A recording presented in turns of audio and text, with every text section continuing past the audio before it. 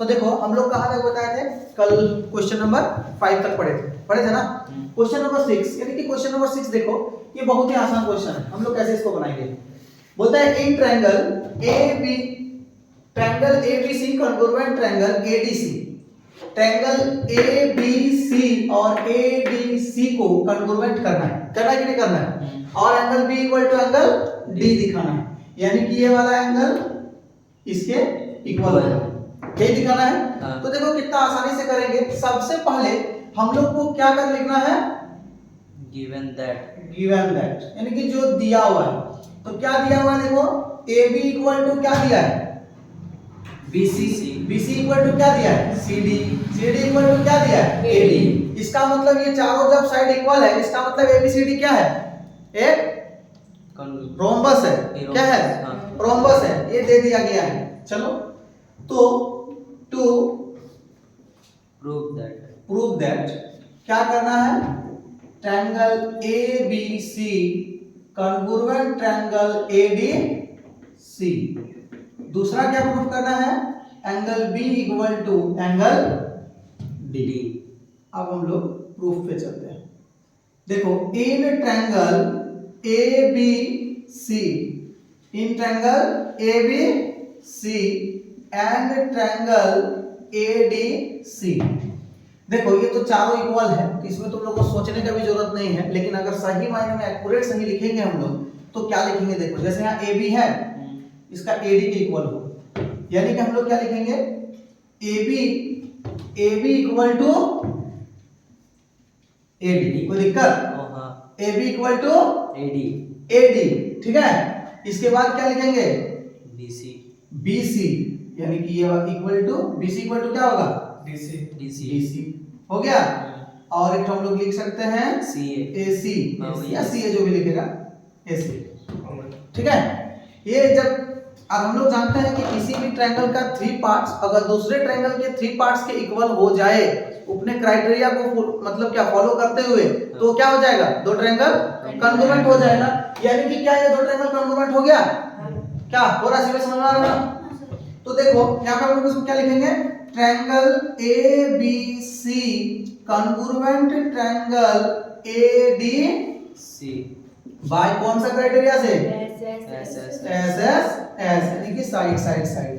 अब हम लोग ये भी जानते हैं कि दो कॉन्ग्रुएंट ट्रायंगल का इक्वल साइड का अपोजिट एंगल भी क्या होता है, इक्वल होता है। तो देखो ट्रायंगल ABC में AC का अपोजिट एंगल B है, और ट्रायंगल ADC में AC का अपोजिट एंगल क्या है, D। यानी कि हम लोग यहाँ पे लिख देंगे कि since AC equal to AC, यानी कि ये क्या है, कॉमन साइड। तो इसीलिए हम लोग लेंगे angle ABC equal to angle ADC by CPCTC, यानी कि corresponding parts of congruent triangle also है congruent, ठीक है। ये जुड़ा हुआ था तुम लोगों में कुछ पहले का वीडियो में, तो ये CM नहीं लगाए थे, तो जब मिला तो लगा दिए, ठीक है। तो जैसे ABC इक्वल टू क्या हो गया, ADC। अब लोग इसी को लिख सकते हैं angle B equal to angle C। चलिए इसको लिखा एंगल C कहाँ पे, एंगल क्या है, एंगल D, ठीक है, एंगल। क्वेश्चन नंबर 7 देखो, क्वेश्चन नंबर 7 बहुत ही आसान है, लेकिन इसमें थोड़ा सा घुमा के क्वेश्चन को किया है। यानी कि पहला बार में हम लोग को क्या दिया गया था, सीधा का सीधा कॉन्ग्रुएंट करने बोल रहा था कि नहीं बोल रहा था। इसमें भी कॉन्ग्रुएंट ही करेंगे, लेकिन बोल क्या दिया है कि in the given figure prove that BD equal to BC, यानी कि BD इक्वल टू BC हमें प्रूफ करना है। तो देखो जब भी इस तरह का दिया हुआ रहे, तुमको समझ में नहीं आता है, बोले ना कि लिखा बाद में क्या बताया कि BD इक्वल टू क्या होगा, BC।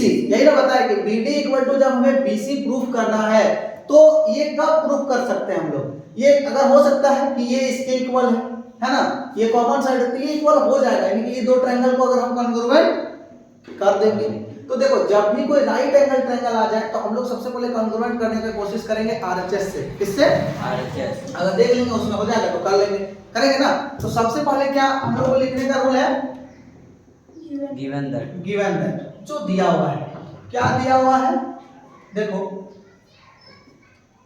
AD इक्वल टू क्या है, AC, और ये भी दिया हुआ है, देखो ये यहाँ पे 90 डिग्री पे है ना, 90 डिग्री पे, हाँ। तो 90 डिग्री पे है, इसका मतलब है कि AB परपेंडिकुलर टू CD, ये दिया हुआ है, हाँ है कि नहीं है।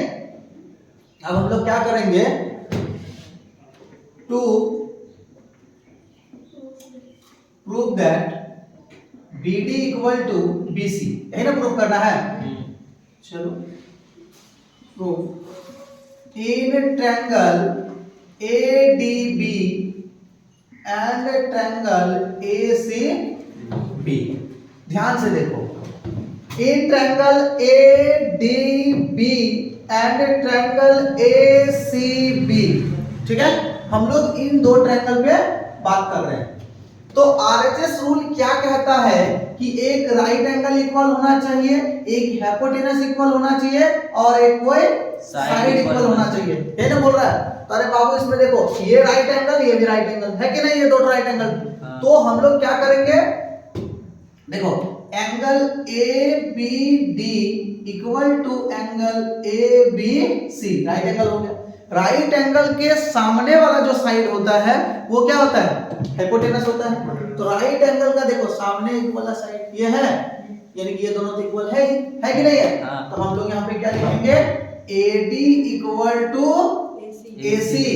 अब क्या लिख सकते हैं, देखो AB equal to AB, common side है, AB इक्वल टू AB, ये क्या साइड है, common side, common side.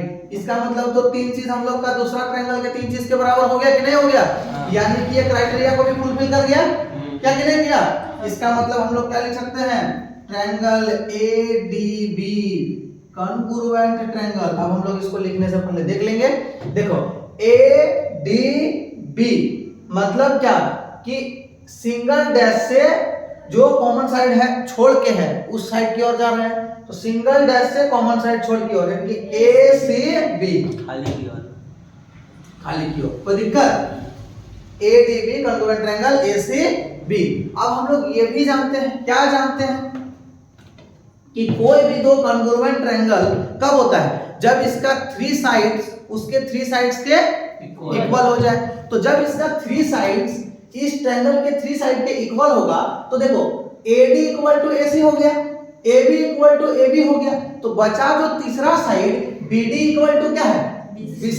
BD equal to क्या है, वो तो निश्चित तौर पर बराबर होगा ना, क्यों होगा, क्योंकि दो ट्रायंगल क्या प्रूव कर दिए हम लोग, कॉन्ग्रुएंट प्रूव कर दिए। तो जब कॉन्ग्रुएंट होता है तो उसका थ्री साइड इसके भी थ्री साइड के इक्वल होता है कि नहीं, ऑल सिक्स पार्ट्स हम तो बताए थे, यानी कि इसमें क्या हो जाएगा तब तुम लोग का, therefore BD equal to BC, यहां पे तुम लोग लिख सकता है by CPCTC corresponding parts of congruent triangle also a congruent, ठीक है।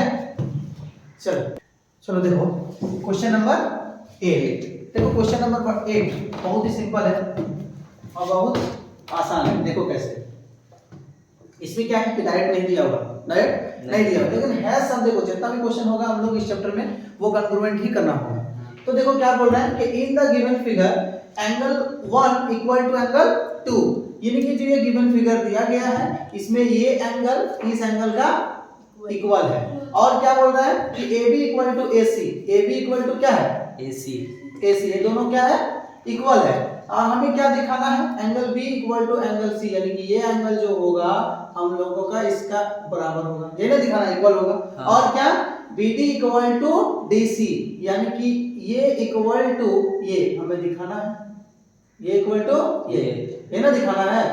तो इसको जो हम लोग दिखाएंगे तो कैसे दिखाएंगे, देखो ध्यान से। और एक क्या दिखाना है कि AD is perpendicular to BC, AD is perpendicular to BC। Perpendicular का मतलब हमको इसको 90 डिग्री दिखाना है, 90 डिग्री दिखाना है ना।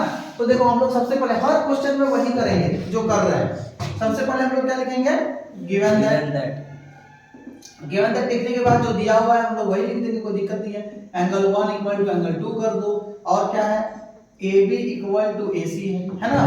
अब हम लोग क्या लिखेंगे, to prove that to prove that में क्या दिखा हुआ है, तीनों को लिख लेंगे हम लोग।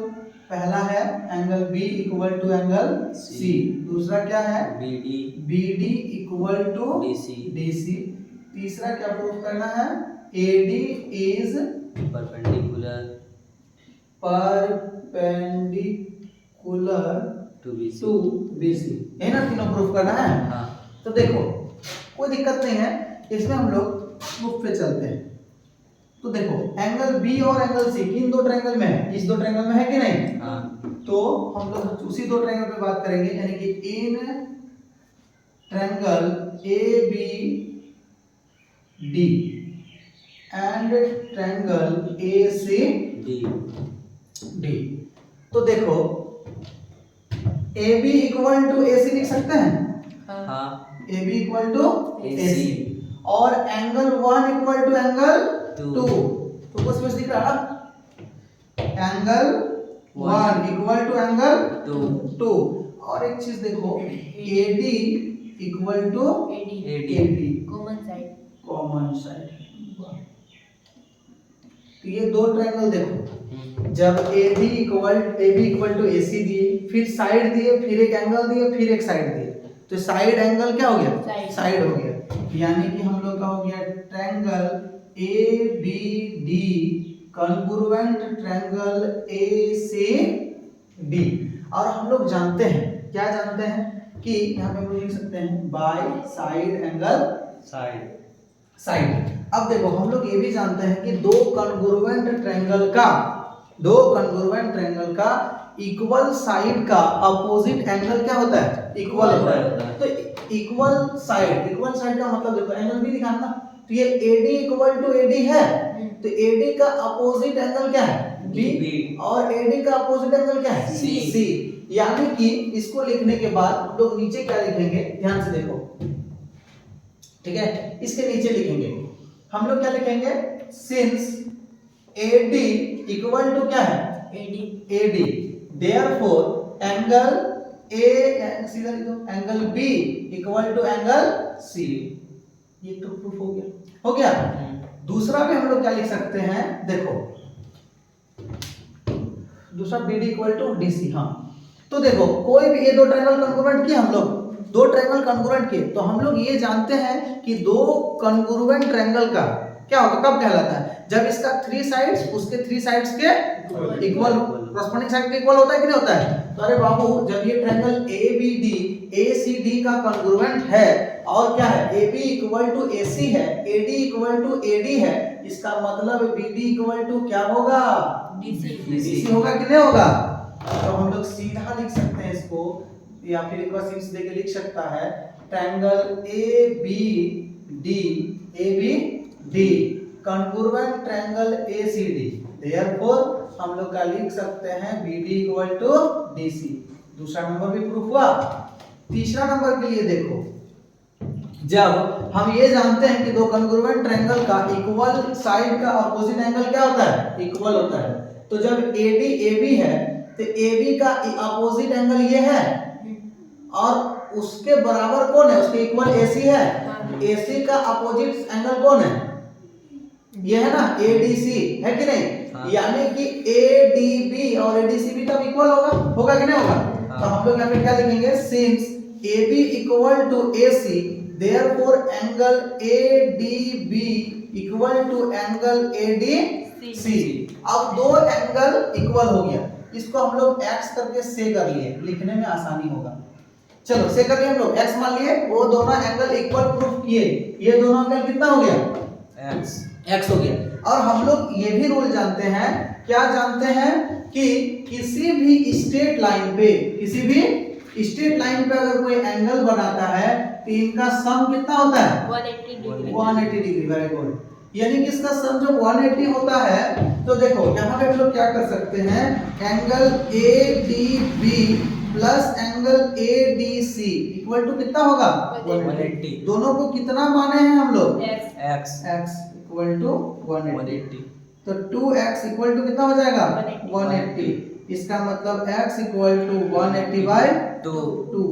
तो x कितना निकल गया बाबू? 90 डिग्री। x 90 डिग्री निकल गया, इसका मतलब angle ADB equal to angle ADC दोनों कितना डिग्री होगा? 90 डिग्री। यानी कि देयरफॉर हो जाएगा angle ADB equal to angle ADC equal to कितना डिग्री? और जब वो 90 डिग्री हो गया, इसी का तो मतलब है कि AD is perpendicular to BC। ये भी हम लोग का क्या हो गया? प्रूव्ड हो गया। चलो तो ऑन कर दीजिए। चलो इधर देखो, तो क्वेश्चन नंबर 9। देखो क्वेश्चन नंबर 9 ये भी बहुत ही आसान क्वेश्चन है, ठीक है। बस देखने में लग रहा है कि कुछ नहीं, लेकिन कन्वर्ट हम लोग को करना ही पड़ेगा। यानी कि क्या कह रहा है? In the given figure prove that PQ equal to RS।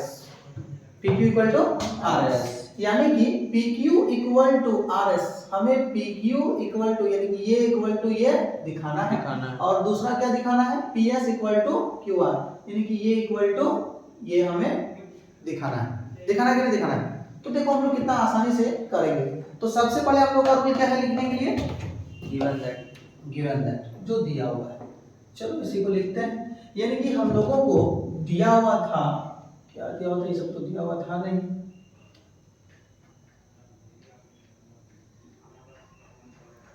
देखो हमें दिया हुआ है angle S equal to angle Q दिया हुआ है, angle S equal to angle Q दिया हुआ है, और angle SPR equal to angle QRP। देखो ध्यान से, SPR ये डबल है ना, और इक्वल टू एंगल क्या है? QRP। ये एंगल इक्वल दिया हुआ है ना।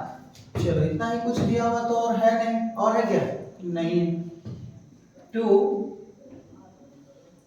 प्रूव दैट क्या दिखाना है? हमें दिखाना है PQ इक्वल टू RS, और दूसरा दिखाना है PS इक्वल टू QR। तो देखो रे बाबू, PQ और RS, PQ RS यानी कि इन दो ट्रायंगल में है, इन दो ट्रायंगल में है, तो इन्हीं दो ट्रायंगल को क्या करना होगा? कॉन्ग्रुएंट करना होगा, ठीक है। इन दो ट्रायंगल को हम लोग कॉन्ग्रुएंट कैसे करेंगे? देखो ध्यान से, ये जब दो एंगल दिया हुआ है ना, तो हम लोग पहले दो एंगल वाले प्रॉपर्टीज यानी कि क्राइटेरिया को याद करेंगे। तो दो एंगल से हम लोग का दो क्राइटेरिया मिलता है, एक मिलता है ASA और दूसरा मिलता है AAS। मिलता है कि नहीं मिलता है? तो ASA इसका मतलब एक एंगल फिर एक साइड होना चाहिए इक्वल, तो वो तो दिख नहीं रहा है। दिख रहा है क्या? नहीं दिख रहा है। तो दूसरा हम लोग किस पे ट्राई करते हैं? AAS। तो बाबू एक एंगल ये हो गया, एक एंगल ये हो गया, और साइड PR तो दोनों में कॉमन है, तो कॉमन साइड तो इक्वल होता है कि नहीं होता है? तो हम लोग देखो इसको कितना आसानी से बना देंगे। क्या लिख लेंगे प्रूफ में? In triangle PQR and triangle क्या लिख लेंगे? PQR, तो RSP लिख लेते हैं। यहाँ पे कोई कुछ भी लिख सकता है, मान लो RSP तो नहीं लिख पाया, PSR कर दिया, ठीक है। हम लोग को मेन है कॉन्ग्रुएंट पे लिखना, तो चलो हम लोग यहाँ पे लिख देते हैं। क्या लिखते हैं? देखो एंगल एक तरफ से हम लोग बढ़ते हैं, angle PQR, angle PQR equal to angle क्या हो जाएगा? PSR या RSP, एंगल RSP। इसके बाद देखो angle QRP equal to QRP double है ना, इसके बाद ये वाला एंगल SPR, एंगल SPR। इसके बाद क्या है? देखो एंगल हो गया, फिर एंगल हो गया, तो एक साइड यही वाला लेना होगा, यानी कि PR इक्वल टू PR। ये क्या है? Common side. वाह वेरी गुड। तो जब ये कॉमन साइड हो गया, यानी कि क्राइटेरिया को फुलफिल करते हुए हम लोग का थ्री पार्ट्स, दूसरे ट्रायंगल के थ्री पार्ट्स के इक्वल हो गया। समझ आ रहा है ना? थ्री पार्ट्स के इक्वल हो गया। इसका मतलब हम लोग लिख सकते हैं ट्रायंगल PQR कॉन्ग्रुएंट। देखो इसको लिखने से पहले ध्यान से बोलते हैं, सोच लेना। PQR इसका मतलब देखो कि हम लोग कहां से जा रहे हैं, जो खाली वाला एंगल है वहां से एंगल सिंगल डैश वाला एंगल डबल किए, सिंगल डैश से किसका जा रहा है? डबल डैश किए। तो यहाँ पे भी हम लोग आएंगे कहां से? खाली से सिंगल डैश से डबल, यानी कि RSP, यानी कि ट्रायंगल RSP। अब हम लोग ये भी जानते हैं, क्या जानते हैं? किसी भी दो कॉन्ग्रुएंट ट्रायंगल का, ठीक है। अब इक्वल साइड का अपोजिट एंगल इक्वल होता है और इक्वल एंगल का भी अपोजिट साइड क्या होता है, इक्वल होता है। तो अरे बाबू देखो ये एंगल इस एंगल की इक्वल है, तो इसका अपोजिट साइड इसके अपोजिट साइड के इक्वल होगा कि नहीं होगा। यानी कि अब हम लोग क्या करेंगे, इसके नीचे लिखेंगे, ठीक है, इसके नीचे लिखेंगे, क्या लिखेंगे कि since angle P R Q equal to angle S P R, therefore P Q equal to R S, ये हम लोग लिख सकते हैं। यहाँ पे हम लोग का ये कन्वर्जेंट किससे रूल से हुआ, बाय एंगल हाँ ए एस जो भी एंगल है, ये कौन सा रूल से हम लोग इक्वल लिख सकते हैं, by C P C T C, corresponding parts of congruent triangle also a congruent, ठीक है। अब देखो हम लोग ये भी जानते हैं, क्या जानते हैं कि दो congruent triangle अगर हो गया मतलब इस ट्रायंगल का 3 साइड उस ट्रायंगल के 3 साइड के इक्वल होगा। तो हम लोग जब ट्रायंगल दोनों को congruent भी किए और हम लोग ये भी प्रूव कर दिए कि ये इसके इक्वल है, प्रूव किए कि नहीं किए, और ऑलरेडी ये कॉमन साइड इक्वल था, यानी कि जो तीसरा साइड हम लोग का बचा वो भी क्या हो जाएगा, इक्वल हो जाएगा। तो हम लोग यहाँ पे डायरेक्टली लिख सकते हैं कि क्या लिख सकते हैं, P S equal to Q R. तो देखो हम लोग का दोनों क्या हो गया, प्रूफ हो गया। चलो ठीक है, अब आगे क्लास हम लोग नेक्स्ट